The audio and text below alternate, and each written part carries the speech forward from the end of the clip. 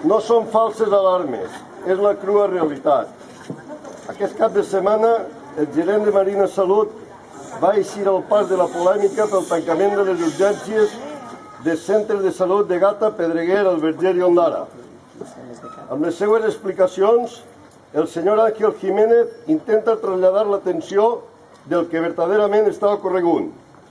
Això es diu demagògia, manipulació o el que és el mateix, engany. En primer lloc, el senyor Jiménez ens aconsella desplaçar-nos a altres localitats per ser atesos, encara que, segons diu, no siente bien tener que desplazarse. No es tracta de que sente millor o pitjor el haver de desplaçar-se, si més es tracta que la persona que deu ser atesa o siga amb la suficient rapidesa per a que la seva vida pugui ser salvada en cas d'una emergència. Per un altre costat, el gerent de Marina Salut diu que no hi haurà canvis en l'atenció de pacients a domicili, ja que se han reforzado con un doble equipo, referint-se a centres de Calp, Xàbia i Dénia. Aquests centres de salut comptaven ja amb aquests dobles equips abans del 15 de juny del present any, però Marina Salut va decidir llevar-ne un. El descontent dels usuaris i la dels ajuntaments afectats va fer que seguirem amb dos equips almenys fins a acabar-se l'estiu. Aquest fet es fa suposar que quan passi l'estiu el que es tracta d'una plantilla normal per a aquestes poblacions i que ara s'ha convertit en plantilles reforçades van a desaparèixer. Però què passarà a Pedreguer, Gata de Gorgos, el Verger o Ondara?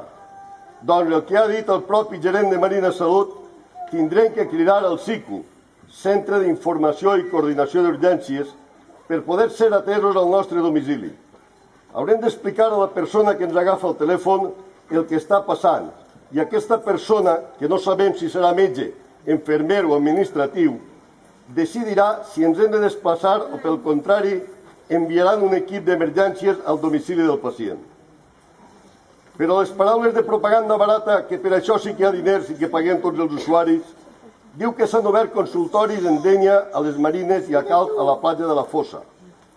Volem recordar que l'obertura d'aquests dos consultoris ja fa anys que està produint-se i que, a més, sabem que la seva posada en funcionament aquest any ha estat decidida a última hora i gràcies a les pressions fetes pels propis alcaldes d'aquestes ciutats i no era la voluntat de Marina Salut obrir-los.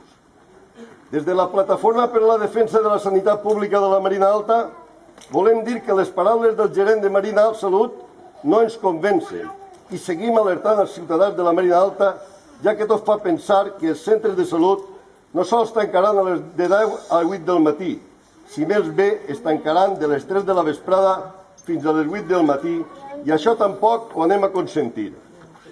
I per últim, dir-li al gerent de Marina Salut, senyor Jiménez, que ens tracte amb respecte com a persones que som i vivim a la comarca i que no ens tracte com a números.